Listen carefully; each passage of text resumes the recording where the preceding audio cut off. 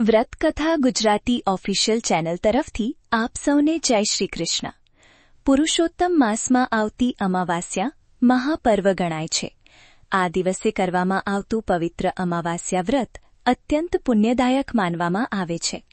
આ દિવસે કરેલ સ્નાન, દાન અને ભક્તિ 1000 ગણું ફળ આપે છે. આ દિવસ પુરુષોત્તમ વ્રતનું ઉદ્યાપન કરવામાં આવે છે. ઉપરાંત પંચરાત્રિ વ્રતનો આ છેલ્લો દિવસ માનવામાં આવે છે. આથી અમાવાસ્યાનો દિવસ ઘણો શુભ ને ફળદાયી ગણવામાં આવે છે. આ દિવસે સવારે વહેલા ઉઠી સ્નાનાદિથી પરવારી પુરુષોત્તમ ભગવાનનું ધ્યાન ધરી તેમનું પૂજન કરવું. બને તો ઉપવાસ કરવો, અગર એકટાણું કરવું, યથાશક્તિ દાન આપવું, રાત્રે જાગરણ કરવું. આ દિવસ પુરુષોત્તમ માસનો ઉદ્યાપનનો દિવસ હોવાથી પુરુષોત્તમ વ્રતના ભાવિકે ઉદ્યાપન વિધિમાં દર્શાવેલ વિધિ અનુસાર ઉદ્યાપન કરવું, જેથી પુરુષોત્તમ માસનું ફળ તે પ્રાપ્ત કરી શકે.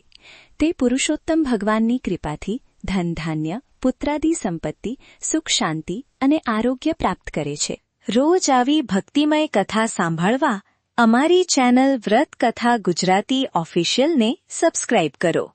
અને જો વિડિયો પસંદ આવ્યો હોય તો લાઇક અને શેર જરૂરથી કરજો. જય શ્રી કૃષ્ણ.